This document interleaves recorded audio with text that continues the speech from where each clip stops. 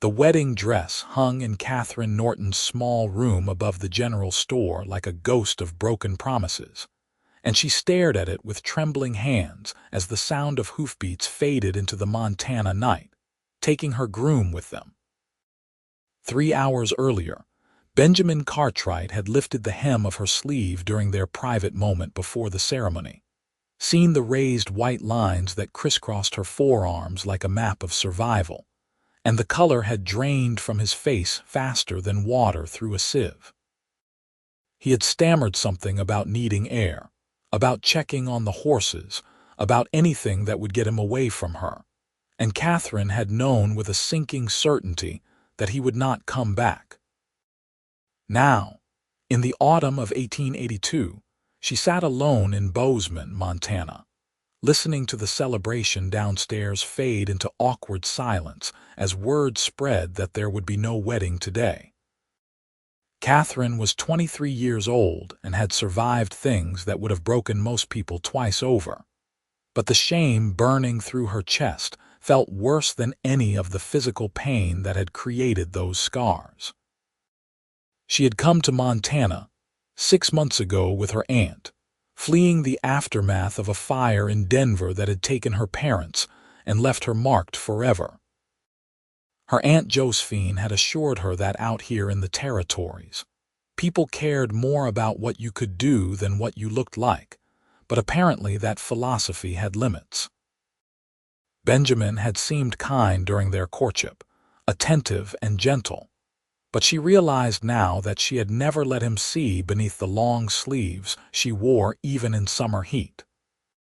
The scars extended up her arms, across her shoulders, down her back in places where the burning timber had fallen on her, as she dragged her younger brother out of the flames. Her brother had lived, thank God, and was now safe with relatives in Boston, but Katherine carried the evidence of that night written across her skin. She stood slowly, her legs feeling like they might give out, and began unlacing the wedding dress. The ivory silk fell away in whispers of fabric, and she changed into a simple brown work dress, buttoning it up to her throat with fingers that would not stop shaking. Downstairs, she could hear Aunt Josephine making excuses to the gathered guests, her voice bright with forced cheerfulness that fooled no one. Katherine could not face them. She grabbed her shawl and slipped down the back stairs, out into the cool October evening where the first hints of winter were already creeping down from the mountains. Bozeman was still a relatively young town, barely 20 years old, but it had grown quickly as a supply point for miners and ranchers. Main Street stretched before her with its false-fronted buildings and wooden sidewalks, lit by lanterns that cast pools of amber light into the gathering darkness. Katherine walked without direction, her boots clicking against the boards, passing the saloon where piano music spilled out along with raucous laughter. She walked past the bank, the hotel, the feed store, until the buildings thinned and she found herself at the edge of town where the livery stable stood against the darkening sky. She should not have been wandering alone after dark. She knew that, but she could not bring herself to care. The humiliation was too fresh, too raw. She leaned against the fence of the corral and watched the horses moving like shadows in the dim light, their quiet presence somehow soothing. One of them, a paint mare with a white blaze down her face, ambled over and nuzzled at Katherine's hand. She stroked the soft nose, feeling the tears finally come, hot and angry and full of all the grief she had been holding back. "She likes you." The voice came from behind her, deep and quiet, and Katherine spun around with a gasp. A man stood in the doorway of the stable, backlit by the lamp inside so she could not see his face clearly. He was tall and broad-shouldered, wearing the practical clothes of a working cowboy: denim pants, a worn shirt, a vest, and a hat pulled low. He stepped forward slowly, as if approaching a spooked horse, and the light caught his features. He had a strong jaw shadowed with stubble, eyes that looked almost gray in the lamplight, and a scar of his own running from his left eyebrow into his hairline. "Did not mean to startle you, miss." "I should go," Katherine said quickly, wiping at her eyes with the back of her hand. "I did not mean to trespass." "You are not trespassing. Public stable, public corral." He moved to the fence beside her, keeping a respectful distance, and pulled out an apple from his pocket. He cut it in half with a knife that appeared and disappeared from his belt like magic, offering one piece to the paint mare. "You are Katherine Norton." It was not a question, and Katherine felt her stomach sink. "You heard about the wedding." "Whole town heard about the wedding." "Whole town heard about the no wedding too." He glanced at her, and there was no judgment in his eyes, only a quiet understanding that somehow made it worse. "I am Flynn Yates. I work the Circle K ranch north of here, but I keep a horse stabled in town." Katherine nodded, not trusting herself to speak. She focused on the mare, who had finished the apple and was now searching Flynn's pockets for more. He smiled slightly, an expression that softened his rugged features, and produced another apple. This time he offered the whole thing to Katherine. "Want to feed her?" She took it automatically, grateful for something to do with her hands, and held it out flat the way her father had taught her years ago. The mare lipped it up gently, and Katherine felt some of the tension leave her shoulders. They stood in silence for a moment, just the sound of the horse chewing and the distant noise from town.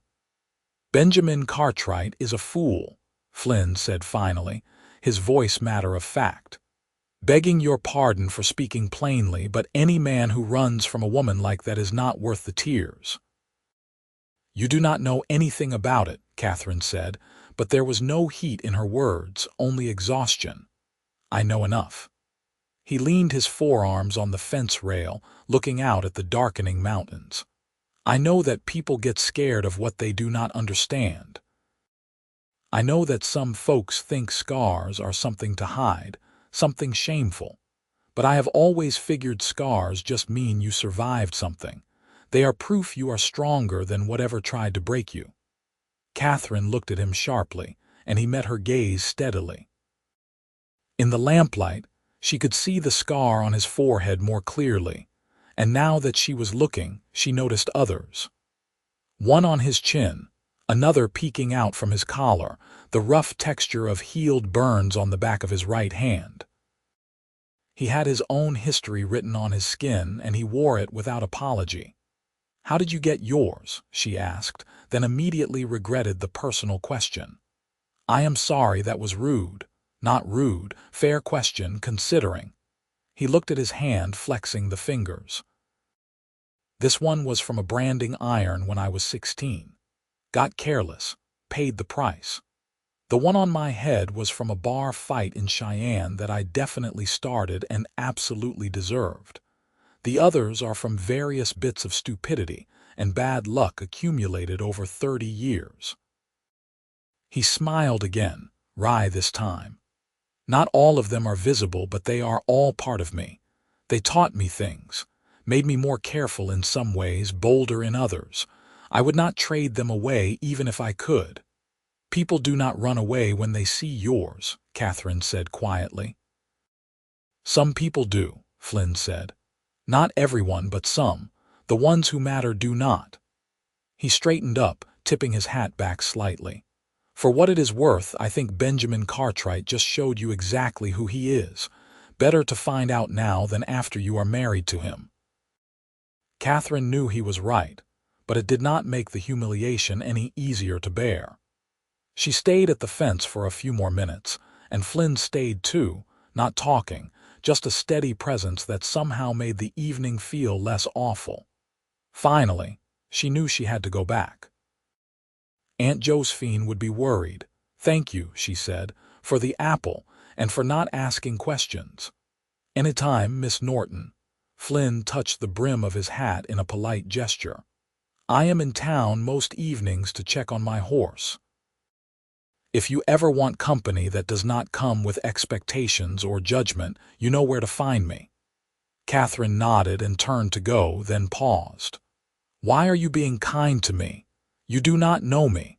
Flynn considered the question seriously. "I suppose because someone was kind to me once when I needed it. Seems like the right thing to pass along." He gave the paint mare one final pat. "Besides, anyone who faces down a whole town's worth of gossip and still shows up to say hello to the horses is someone worth being kind to." Katherine felt something loosen in her chest, just a fraction, but enough to let her breathe a little easier. She walked back toward town with her head up, and though she could feel the eyes watching her from windows and doorways, the weight of their judgment did not crush her quite as completely as it had before. The next few days were torture. Aunt Josephine tried to act as if nothing had happened, throwing herself into running the general store with extra energy. But Katherine saw the worry in her eyes. The townspeople were not unkind exactly, but they were curious in the way that small-town folk always were, and Katherine felt their gazes following her wherever she went. Some of the women from the church brought by casseroles and condolences, treating her like someone who had been widowed rather than abandoned. It was meant well, but it made Katherine feel like a charity case. Benjamin did not come back. Word filtered through town that he had ridden straight through to Virginia City and taken the train east. His family sent a stiff note apologizing for the inconvenience and offering to pay for the wedding expenses that had already been incurred. Katherine tore the note in half and threw it in the stove. On the third evening after the failed wedding, Katherine found herself walking back to the livery stable. She told herself it was just for the fresh air, for a moment of peace away from the well-meaning suffocation of the apartment above the store, but she knew it was more than that. The paint mare was at the fence again, and this time Flynn was already there, brushing her down with long, practiced strokes. He looked up when Katherine approached and nodded in greeting. "Evening, Miss Norton." "Evening, Mr. Yates." She watched him work for a moment. "What is her name?" "Juniper. She is a little sweet on herself, likes attention, but she has heart." He finished brushing and gave the mare an affectionate slap on the shoulder. Juniper tossed her head as if agreeing with his assessment. "You ride." "I used to before the fire. After, I was recovering for a long time, and then we moved here, and I have not had much opportunity." Katherine hesitated. "I loved it, though. My father had a bay gelding that would let me ride him bareback through the fields." Flynn considered her thoughtfully. "Juniper needs exercise, and I have been meaning to get her out on longer rides. If you wanted to come along sometime, I would not mind the company." Katherine felt her heart skip. It was not proper, riding out alone with a man she barely knew, but then again, her reputation was already in tatters. What did she have to lose? "I would like that," she said, "but I should warn you I am out of practice. We will take it slow." Flynn's smile was warm and genuine. "Tomorrow afternoon, I can borrow another horse from the ranch. Meet here around 2. Katherine nodded, feeling something like anticipation stirring for the first time in days. They talked for a while longer about nothing important, just the kind of easy conversation that flowed without effort. Flynn told her about the Circle K, where he had worked for 5 years, managing the horses and breaking the wild ones that they brought down from the high country. He spoke about Montana with the affection of someone who had found home, even though he had originally come from Missouri. "What brought you west?" Katherine asked. Flynn's expression shifted, becoming more guarded. "The war," he said simply. "I was 17 when it ended, and Missouri was torn to pieces. There was nothing left for me there. I drifted for a while, worked ranches in Kansas and Wyoming, and eventually made my way up here. Montana felt different, felt like a place where you could start over, be whoever you needed to be." Katherine understood that instinct. Was that not what she had been trying to do coming here with Aunt Josephine? I came here to start over too, she admitted.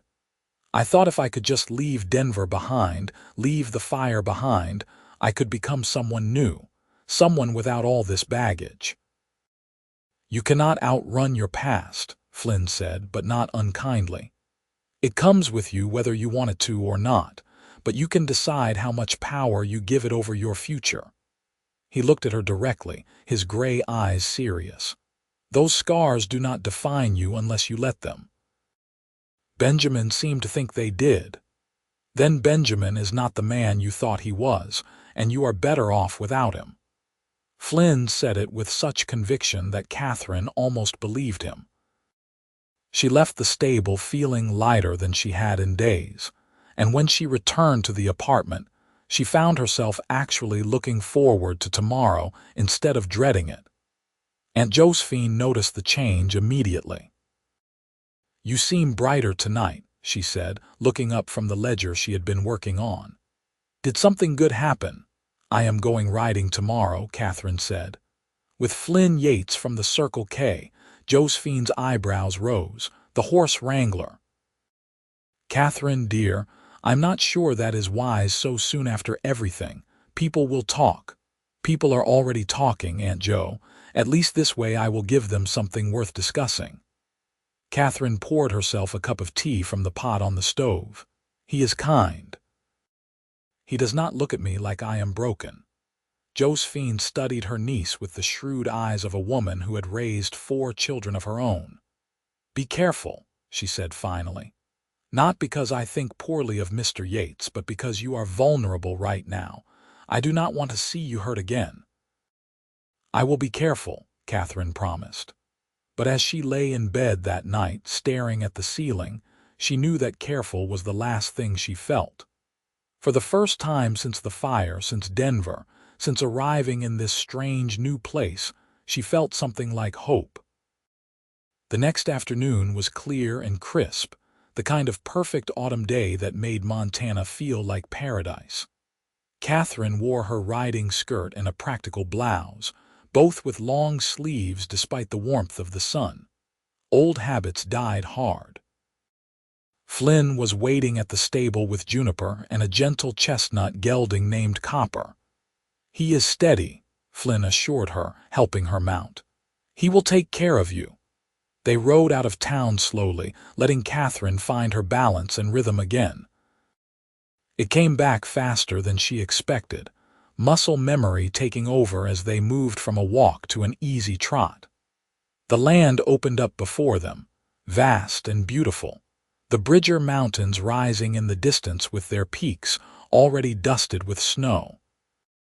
The valley spread golden with late autumn grass, and the air smelled of sage and pine and freedom. Flynn led them along a creek that wound through the valley, pointing out landmarks and telling stories about the ranch. He had an easy way of talking that never felt forced, and Katherine found herself relaxing in a way she had not managed since arriving in Bozeman. They stopped to water the horses, and Flynn pulled out a canteen and some biscuits wrapped in cloth. "You came prepared," Katherine observed, accepting a biscuit gratefully. "I learned a long time ago that most problems seem more manageable on a full stomach." Flynn leaned against a cottonwood tree, looking out at the water. "How are you holding up? And I do not mean the riding." Katherine appreciated the directness. "Some days are better than others. Today is better." She paused, then decided to take a risk. "Can I ask you something?" "Of course." "Why did you approach me that night at the stable?" "Really?" Flynn was quiet for a moment, considering his answer. "I saw you standing there looking like the weight of the world was on your shoulders, and I remembered what that felt like. When I first came to Montana, I was running from things too. Different things than you, but the feeling was the same. Someone helped me then, an old ranch hand named Tom who gave me work when I had no references and no skills worth mentioning. He told me that the measure of a person was not where they had been but where they were going." Flynn met her eyes. "When I saw you that night, I just thought maybe you could use a friend, someone who did not care about the gossip or the circumstances, just about whether you were okay." "I was not okay," Katherine said softly. "I know. Are you now?" She thought about it honestly. "Getting there, I think. Today helps." They rode for another hour, ranging farther from town until they reached a rise that looked out over the valley. Flynn dismounted and helped Katherine down, and they stood together watching the sun begin its descent toward the mountains. The light turned everything golden, and Katherine felt something shift inside her, some tight knot of shame and anger beginning to loosen. "Thank you for this," she said. "I needed it more than I realized. We can do it again whenever you want," Flynn offered. Juniper and Copper could both use the exercise, and I enjoy the company. Over the next few weeks, riding with Flynn became a regular occurrence. 3 or 4 times a week, they would meet at the stable and ride out into the countryside, exploring different trails and talking about everything and nothing. Flynn taught her about reading the land, pointing out animal tracks and weather signs. Katherine found herself telling him about Denver, about her parents and the fire and the long months of recovery. It should have been painful to talk about, but Flynn listened without pity, only understanding, and somehow that made it easier. The townspeople did talk, of course.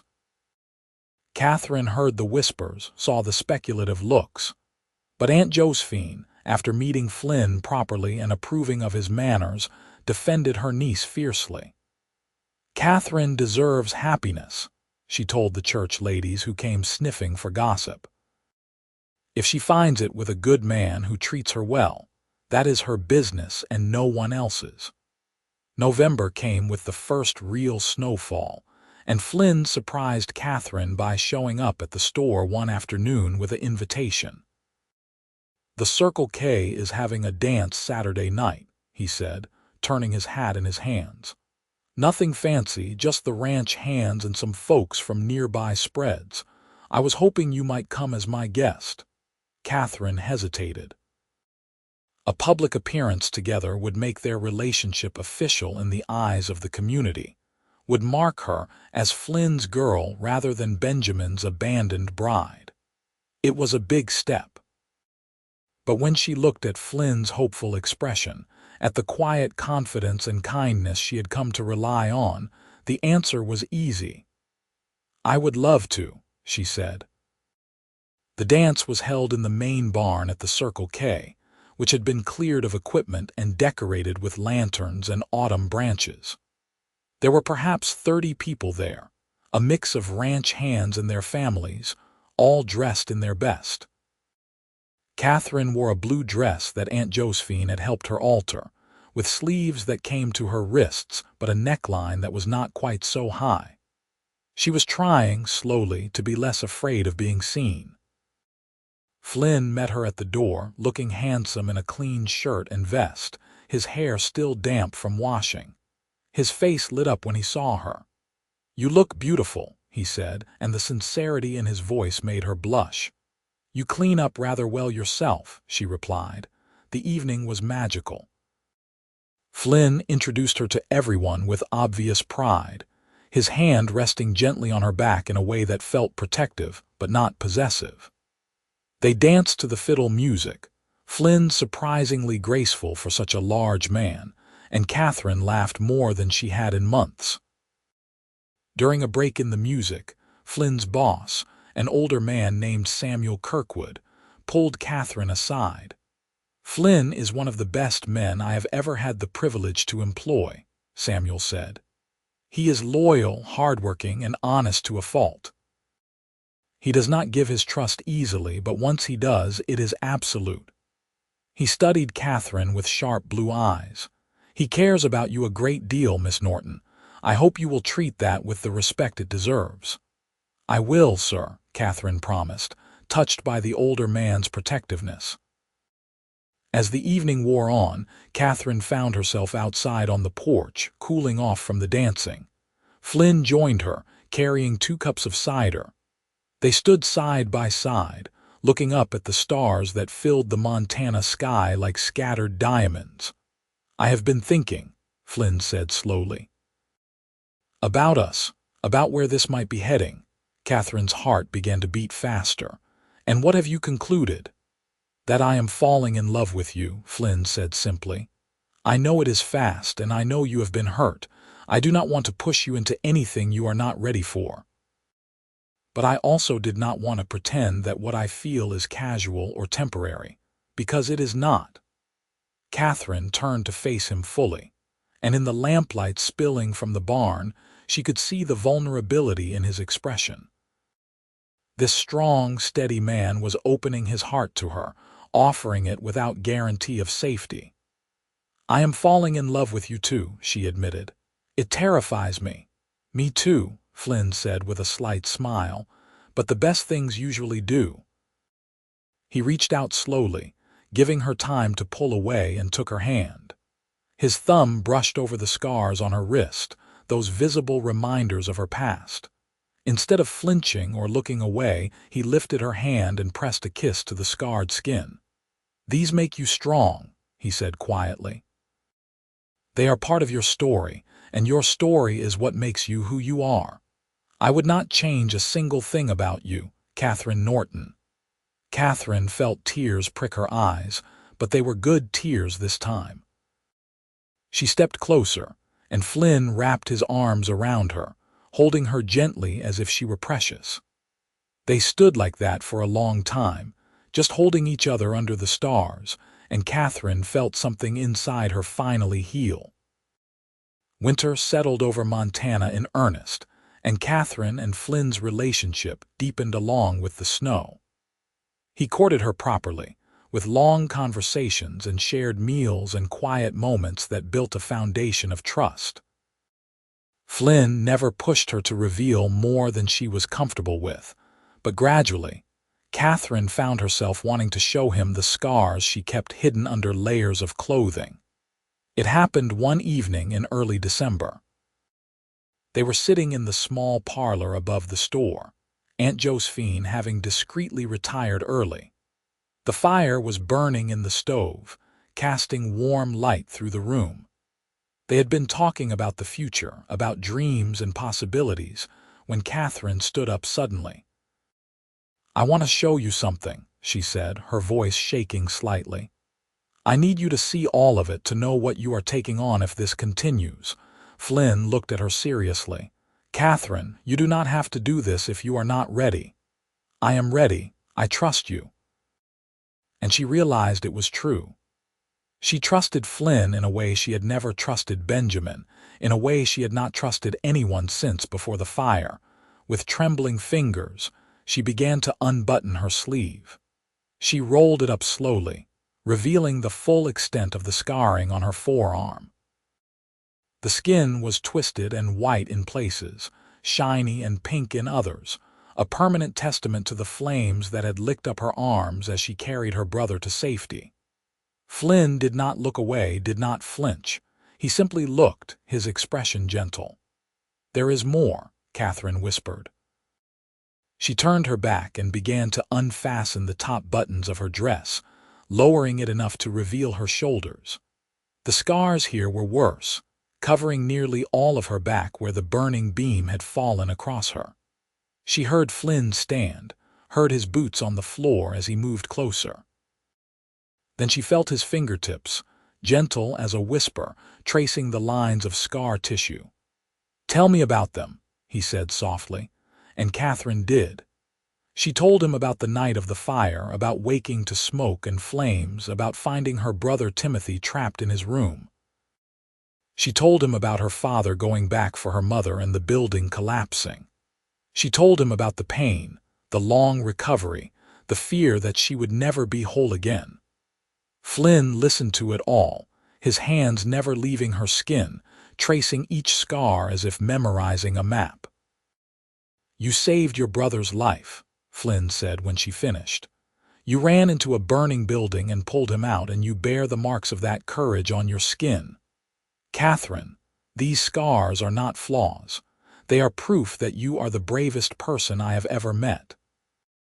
Katherine turned to face him, tears streaming down her cheeks. Flynn cupped her face in his hands, his thumb brushing away the tears. "These make you strong," he said again. "Every single one of them, and I am in awe of you." Then he kissed her, gentle and reverent, and Katherine kissed him back with all the love and gratitude and hope that had been building in her heart. When they finally pulled apart, Flynn rested his forehead against hers. "Marry me," he said. "Not right away, not until you are ready, but someday. Marry me and let me spend the rest of my life showing you how extraordinary you are." "Yes," Katherine whispered. "Yes, I will marry you." They sat together by the fire for hours, planning and dreaming and building a future that felt real and solid and theirs. When Flynn finally left, Katherine went to her room and looked at herself in the mirror, really looked for the first time in years. The scars were still there, would always be there, but they no longer looked like shame. They looked like survival. They looked like strength. Christmas came and went in a flurry of snow and celebration. Flynn gave Katherine a beautiful leather-bound journal. "For writing your story," he said. "The whole story, not just the painful parts." Katherine gave him a watch that had belonged to her father, carefully restored. "So you always know what time to meet me at the stable," she said with a smile. In January, Flynn officially asked Aunt Josephine for Katherine's hand in marriage. Josephine, who had watched their relationship bloom with approval, gave her blessing enthusiastically. "You are good for each other," she told them. "You see each other clearly, scars and all, and you love what you see. That is the foundation of something real." They decided on a spring wedding, giving Katherine time to adjust to the idea without the shadow of the previous failed attempt looming over her.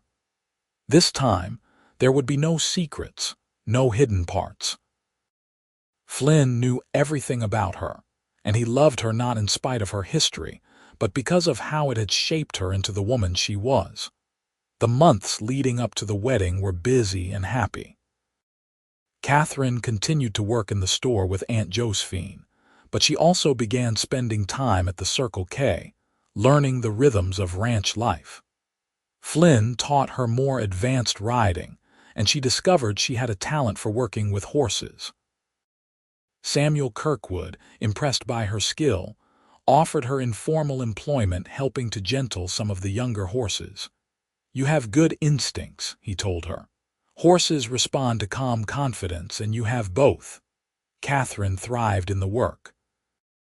There was something healing about spending her days outside, working with animals who did not care about scars or gossip or anything, except whether you were kind and competent. Flynn watched her come into her own with obvious pride, and their evening rides became even more precious as they explored the land that would be their home. In March, Katherine received a letter from her brother Timothy. He was now 14 and doing well in Boston, but he wrote that he wanted to come to Montana for the wedding. "You saved my life, Katie," he wrote in his careful script. "I want to be there when you start your new one. Please say I can come." Katherine cried when she read it, and immediately sent back a letter saying of course he must come. She would not get married without him there. When she told Flynn, he wrapped her in his arms and said, "I am glad. I want to meet the brother who inspired such bravery." Timothy arrived in late April, a tall, gangly boy who looked heartbreakingly like their father. He threw himself into Katherine's arms the moment he stepped off the stagecoach, and they held each other for a long time, both crying. When Katherine finally introduced him to Flynn, Timothy studied the cowboy with serious dark eyes. "You are going to marry my sister," he said, not a question.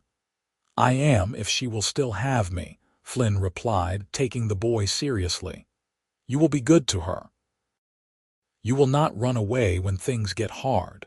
Flynn knelt down to be at eye level with the teenager. "I promise you, on my life and my honor, that I will spend every day trying to be worthy of your sister.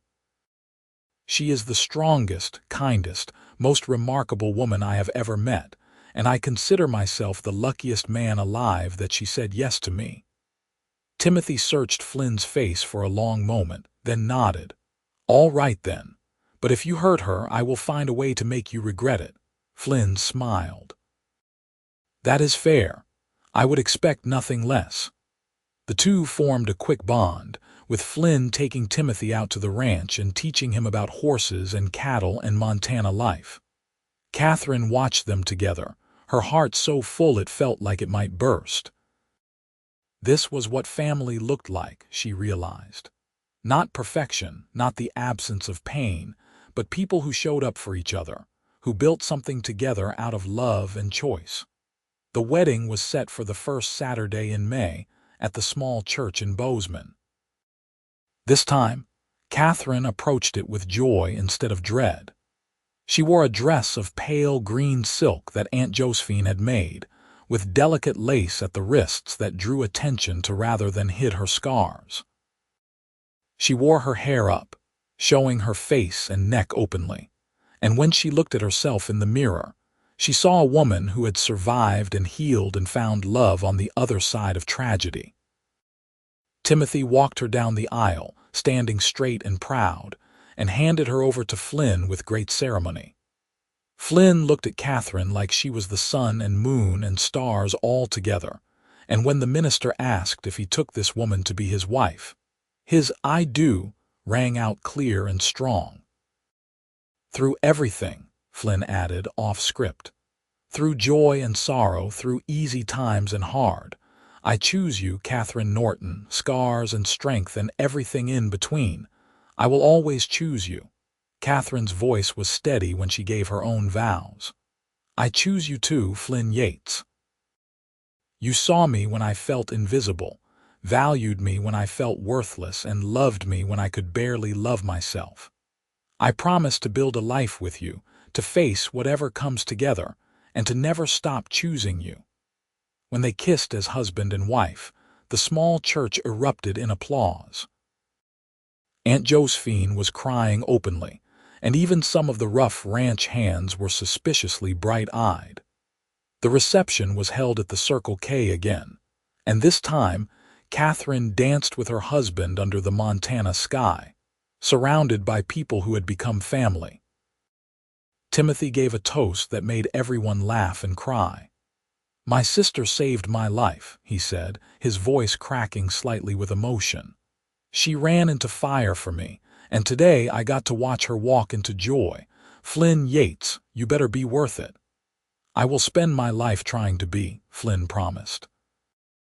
As the evening wore on, Katherine and Flynn slipped away from the celebration to stand alone under the stars. Flynn took both of Katherine's hands in his, turning them over to look at her scars in the moonlight. Then, deliberately, he kissed each one, starting at her wrists and moving up her forearms. "These make you strong," he murmured against her skin. "These make you brave. These make you who you are, and I love every single one." Katherine pulled him down for a kiss, pouring into it all the love and trust and hope that had grown between them over the past months. When they finally returned to the party, hand in hand, she felt truly whole for the first time since the fire. Flynn and Katherine moved into a small house on the Circle K property, a wedding gift from Samuel Kirkwood. It was simple but sturdy, with 2 rooms downstairs and a loft above, and windows that looked out on the mountains. They spent their first weeks of marriage settling in, making the space their own. Katherine planted a garden, something she had loved doing with her mother, and Flynn built her a reading nook by the largest window. Life on the ranch suited them both. Flynn continued his work with the horses, and Katherine officially joined the operation, specializing in training and gentling. They made a good team, both in work and in life, falling into rhythms that felt natural and right. In the evenings, they would sit on the porch and watch the sun set over the mountains, talking about their days and their dreams. Timothy stayed through the summer, and by the time he was due to return to Boston, he was reluctant to leave. "Could I come back next summer?" he asked Katherine. "Maybe stay longer. You can come back whenever you want," Katherine told him. "This is your home too, always." After Timothy left, Katherine felt a brief melancholy, but Flynn understood. "He will be back," Flynn assured her. "And in the meantime, we have a life to build." By autumn, Katherine discovered she was pregnant. She told Flynn on a crisp October evening, almost exactly a year after the night they had first met at the stable. He picked her up and spun her around, laughing with pure joy, then set her down carefully as if she might break. "I cannot believe it," he kept saying. "We are going to have a baby." "You are going to be a father," Katherine confirmed, her hand on her still flat belly. The pregnancy was not easy. Katherine was sick for months, and there were times when the fear crept back in, whispering that she would lose this too, that happiness could not last. But Flynn was steady as always, holding her hair back when she was sick, bringing her weak tea and dry toast, reassuring her that everything would be all right. Aunt Josephine moved out to the ranch for the last month of the pregnancy, determined to be there when her great-niece or nephew arrived. On a warm June day in 1884, after a long labor that had Flynn pacing the floor and Samuel Kirkwood plying him with whiskey, Katherine gave birth to a healthy baby boy. They named him Thomas Flynn Yates, after the man who had given Flynn a second chance all those years ago, and he had his mother's dark hair and his father's gray eyes. Flynn held his son with shaking hands, tears streaming down his face, and pressed a kiss to the tiny forehead. "Thank you," he whispered to Katherine. "Thank you for this, for him, for everything." Katherine, exhausted and elated, smiled up at her husband. "We made him together. We made all of this together." Young Thomas was a happy baby, and Flynn proved to be a devoted father. He would walk the floor with his son in the middle of the night, singing off key lullabies and telling stories about Montana. Katherine would watch them from the doorway, her heart so full she thought it might overflow. Timothy returned that summer and was enchanted with his nephew. At 16, he was old enough to be a real help around the ranch, and Samuel offered him permanent work if he wanted to stay. Timothy looked at Katherine with hope in his eyes. Could I really stay?" "Of course," Katherine said. "This is where you belong if it is what you want." So Timothy stayed, moving into a small room in the bunkhouse and throwing himself into ranch work. He had a natural talent with animals, just like his sister, and under Flynn's teaching, he became an excellent horseman. Watching her brother thrive, watching her husband cradle their son, Katherine often thought about how far she had come from that terrible night when Benjamin had run away. She had thought then that her scars would always be barriers, always be sources of shame. But Flynn had shown her differently. He had traced each one and called them evidence of strength, and in doing so, he had helped her reclaim her story. The scars were still there, visible reminders of the worst night of her life, but they no longer defined her. She was Katherine Yates now, wife and mother and horsewoman, and the scars were just one part of a much larger picture. The years flowed by like the creek that ran through the valley, each season bringing its own joys and challenges. Thomas grew into a sturdy toddler, then a curious child, always following his father around the ranch and learning everything he could about horses. When he was 3, Katherine gave birth to a daughter they named Grace Ellen, after Katherine's mother. Grace was blonde and blue-eyed like the Yates side of the family, with a sunny disposition that had everyone wrapped around her little finger. 2 years after Grace came another son, Samuel Timothy, named for both his grandfathers in spirit if not in blood. Samuel Kirkwood wept when he heard the baby's name, touched beyond words. "You have given me more family than I ever expected to have," the old rancher told Flynn and Katherine. Timothy, now in his 20s, married a young woman named Clara who worked at the hotel in town. Clara was practical and kind, and she fit into the extended family seamlessly. They built their own small house on the Circle K property, and soon enough, Timothy and Clara had children of their own. The cousins grew up together, running wild across the ranch land, and Katherine loved watching them play, knowing they were building memories that would last a lifetime. Flynn's love never wavered. Even after years of marriage, after children and hard work and the inevitable challenges of life, he still looked at Katherine with the same wonder he had shown that first night at the stable. He still traced her scars sometimes when they lay in bed at night and murmured about how beautiful she was, how strong, how much he loved her. "I never thought I would have this," Flynn confessed one night when they were both in their 40s, their children asleep in the loft above. "A family, a home, a wife I adore. Before you, I was just drifting, existing but not really living. Before you, I thought I was too broken to be loved," Katherine replied. "You taught me differently. You taught me that survival is not weakness, that scars are not shame." "We taught each other," Flynn said, pulling her close. "That is what love does. It sees the whole person and treasures all of it." Samuel Kirkwood passed away when Katherine and Flynn were in their 50s, leaving the Circle K to Flynn in recognition of his decades of loyal service. It was a responsibility they took seriously, working together to keep the ranch prosperous and ensuring that the people who worked there were treated fairly.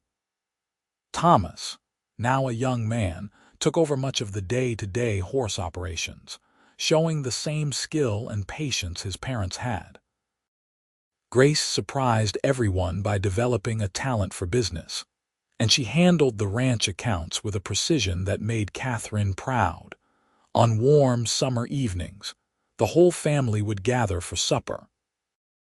Katherine would look around the table at her children and grandchildren, at Timothy and his grown family, at Aunt Josephine who lived with them now in her old age, and she would catch Flynn's eye across the chaos. He would wink at her, that same slight smile that had made her feel safe all those years ago at the livery stable, and she would remember the scared young woman she had been, standing at that fence with her world in pieces. Benjamin Cartwright became nothing more than a dim memory, a footnote in a story that had turned out far better than Katherine had ever imagined. She heard occasionally through the town gossip that he had married someone back east, a society woman who apparently suited him better. Katherine felt nothing but relief and gratitude that he had run away. If he had not, she never would have wandered to the livery stable that night. She never would have met Flynn. She never would have learned that love was not about perfection, but about acceptance. Not about hiding your wounds, but about having someone who called them beautiful. One autumn evening, almost 40 years after their wedding, Katherine and Flynn sat on the porch of their home watching the sun paint the mountains gold and purple. Their bodies were older now, marked by time and work and life, but their hands still fit together perfectly. "You ever regret it?" Katherine asked softly. "Taking on a woman with so much history, so many scars." Flynn turned to her with such love in his eyes that she felt herself blush like a girl again. "Katherine Yates, you have given me the best life I could have imagined. You gave me children and grandchildren, you built a home and a legacy with me, and you loved me through good times and hard. Your scars are part of you, and I love every part of you. I would not change a single moment." He lifted her hand and kissed the scarred skin of her wrist, just as he had done 1,000 times before. "These make you strong," he said, the familiar words of benediction. "These make you mine. These make you the woman I have loved for 40 years and will love until my last breath." Katherine leaned her head on his shoulder, watching the sun sink below the mountains. She thought about the fire that had marked her, about the groom who had run away, about the cowboy who had stayed. She thought about all the years in between, the life they had built together from hope and trust and determination. "I love you, Flynn Yates," she said. "Thank you for seeing me when I felt invisible. Thank you for loving me when I felt unlovable. Thank you for every single day. Thank you for taking a chance on a rough cowboy with nothing but a horse and a dream," Flynn replied. "You made me better. You made me whole." They sat together as the stars began to appear, two people who had found each other in the darkness and built a life in the light. The scars that had once been sources of shame had become testaments to survival, reminders of strength, proof that the worst moments of life do not have to define the rest of it. Katherine traced the scar on Flynn's forehead gently, and he smiled at her touch. Inside the house, they could hear Grace and her husband getting ready to leave, Thomas calling to his children, the comfortable noise of family. This was their legacy, Katherine thought. Not just the ranch or the land, but this gathering of people who loved each other, who showed up for each other, who carried forward the lessons of acceptance and resilience. As they walked inside together, Flynn's arm around her waist, Katherine caught sight of herself in the mirror by the door. She was 63 years old now, her hair more silver than brown, her face lined with decades of laughter and tears.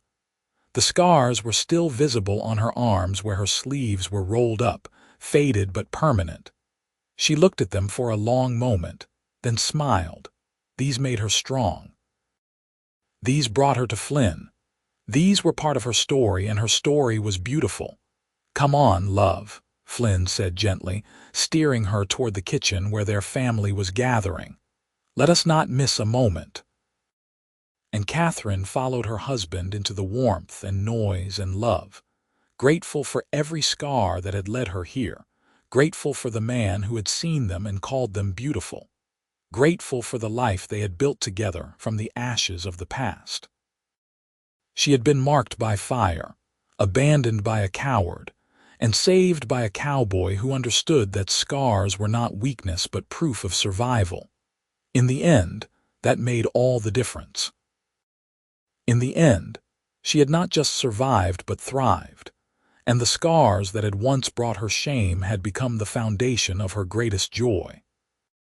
Flynn had traced each one and said they made her strong, and in doing so, he had given her something more precious than anything else, the courage to believe him. Their life together continued through the turning seasons. Montana winters grew harsher as they aged, but the warmth inside their home never diminished. Flynn made sure to add an extra stove to their bedroom, mindful of Katherine's old injuries that sometimes ached in the cold. She would find him watching her sometimes with such tenderness that it took her breath away, even after decades together.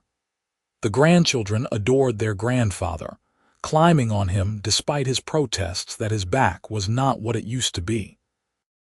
He taught them to ride, to respect the land, to treat animals with kindness. But more than that, he taught them by example how to love someone completely, how to honor the people in your life with loyalty and devotion. Katherine heard her grandson James once ask Flynn what made a good marriage. Flynn had thought about it seriously before answering. "A good marriage is built on seeing each other clearly and loving what you see. It is about showing up every day, even when things are hard. It is about remembering that the person you love is human, with flaws and fears and history, and choosing to stand beside them anyway. Your grandmother has taught me more about courage than anyone I have ever known, and loving her has been the greatest privilege of my life." James had nodded solemnly, storing the wisdom away, and Katherine had blinked back tears from her hiding spot in the kitchen. As they moved into their 70s, Flynn's body began to slow down. He developed a persistent cough one winter that scared Katherine terribly, but he recovered, stubborn as ever. "Cannot get rid of me that easily," he teased, but Katherine saw the shadow in his eyes, the knowledge that time was not infinite. They made the most of every day. Morning coffee on the porch watching the sun rise over the mountains. Slow rides on Juniper's descendants, both of them on gentle old horses now. Evening meals with whichever family members could make it, the table always crowded and loud. Nights spent in each other's arms, still finding comfort in the familiar warmth. Thomas took over running the ranch completely, with Grace managing the business side, and Flynn relaxed into a well-earned advisory role. He and Katherine spent more time with Aunt Josephine, who at 98 was still sharp as a tack. The three of them would sit together sharing memories, and Josephine never failed to remind them that she had known from the start they were meant for each other. "That first time Flynn came into the store asking after you," Josephine recalled. "I saw the way his face lit up when he talked about you. I knew then that Benjamin running off was the best thing that could have happened." "You never told me that," Katherine said, surprised. "You were not ready to hear it," Josephine replied with a smile. "But I knew. Sometimes the worst moments lead to the best outcomes if you are brave enough to keep going." Katherine squeezed her aunt's papery hand, grateful beyond measure for the woman who had taken her in and supported her through everything. When Katherine was 75 and Flynn was 77, they took one last long ride together. It was early autumn again, the same season when they had first met, and the valley was painted in shades of gold and rust. They rode slowly to their favorite spot, the rise that looked out over the ranch and the mountains beyond. Flynn dismounted carefully and helped Katherine down, and they stood together looking at the land that had been their home for more than 50 years. His arm was around her waist, her head on his shoulder, and for a moment they were young again, full of hope and love and possibility. "Do you remember the first time I brought you here?" Flynn asked. "I remember everything," Katherine said. "I remember thinking that maybe, just maybe, my life was not over after all." "It was just beginning," Flynn said. "We were just beginning." They stood there for a long time, committing the view to memory, holding each other close. When they finally rode back to the ranch, Katherine knew with a bittersweet certainty that this was their last ride together. Her body was telling her it was time to slow down, and she could see the same resignation in Flynn's eyes. But they had had a good run. More than good, it had been extraordinary. Flynn passed away in his sleep on a cold February night, Katherine held safely in his arms. He was 81 years old and had lived to see his great-grandchildren, had spent more than half a century with the woman he loved. His last words to Katherine, spoken in the twilight between waking and sleeping, were, "These make you strong. I love you. Always." The funeral was the largest Bozeman had ever seen, with people coming from all over Montana to pay their respects to a man who had touched so many lives. But for Katherine, the most important moment came when Thomas pulled her aside and said, "He loved you until his last breath, Mama. You made him so happy." "He made me happy too," Katherine whispered. "He saved me in every way a person can be saved." Katherine lived for 5 more years without Flynn, surrounded by her children and grandchildren and great-grandchildren. She missed him with an ache that never fully went away, but she was grateful for every moment they had shared. She spent her remaining years writing in the journal Flynn had given her so long ago, recording the story of their life together so that future generations would know about the cowboy who had traced her scars and called them beautiful. On a warm spring morning, Katherine passed away peacefully in her sleep, a smile on her face. She was 86 years old, and in her hand was a faded photograph of Flynn from their wedding day, his eyes full of love and promise. They buried her next to Flynn on the rise overlooking the valley, under the wide Montana sky they had both loved so much. At the funeral, Grace read from her mother's journal, her voice strong despite the tears. "I was marked by fire and abandoned by fear, but I was saved by love. Flynn taught me that scars are not weaknesses but testimonies, not flaws but proof of survival. He loved every part of me, especially the parts I thought were unlovable. Because of him, I learned to love myself. Because of him, I learned that the worst moments of our lives do not have to define us. We can rise from the ashes. We can be strong. We can be loved, scars and all. The family gathered at the ranch house after the service, sharing stories and memories. The youngest great-grandchildren played in the yard where Katherine and Flynn had played with their own children decades before. The cycle continued, the legacy of love and acceptance and resilience passing down through generations. Thomas raised a glass to toast his parents. To Flynn and Katherine Yates, who showed us all what real love looks like, who taught us that strength comes in many forms, who built something beautiful out of pain and fear and chose each other every single day. May we all be so lucky, and may we all be so brave. The gathered family echoed the toast, and as the sun set over the mountains one more time, painting the sky in shades of gold and pink, the spirit of two people who had found each other in the darkness and built a life in the light seemed to hover over the ranch, blessing it, protecting it, loving it still. In the years that followed, the story of Flynn and Katherine became a treasured family legend. The young people would ask their grandparents to tell them about the groom who ran away and the cowboy who stayed, about the scars that told a story of courage, about the love that had built a dynasty. The journal Katherine had written was passed down carefully, its pages yellowed, but its words still powerful. And on quiet evenings when the Montana wind whispered through the valley, some swore they could still see two figures on horseback riding toward the mountains, forever young, forever in love, forever proving that the marks we carry are not our shame but our strength, and that true love sees every scar and calls us beautiful anyway. Their story became more than just a tale told around fires or written in journals. It became a foundation, a touchstone for what love could and should be. When couples in the family fought, they remembered Flynn and Katherine. When someone felt broken or unlovable, they remembered Flynn and Katherine. When life got hard and the future seemed impossible, they remembered Flynn and Katherine, who had taken broken pieces and built something whole. The ranch thrived through changing times, modernizing but never losing the heart that Flynn and Katherine had given it.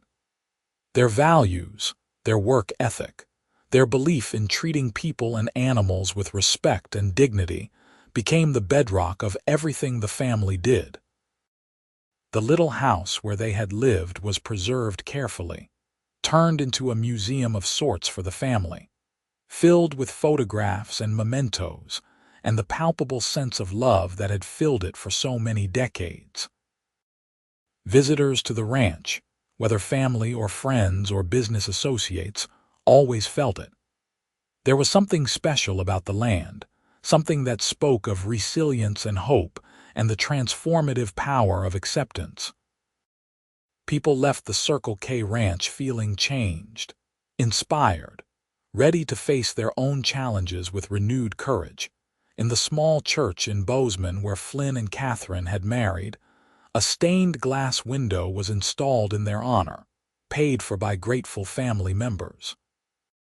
It depicted mountains and horses and two figures standing hand in hand, and beneath it was a simple inscription: "These make you strong."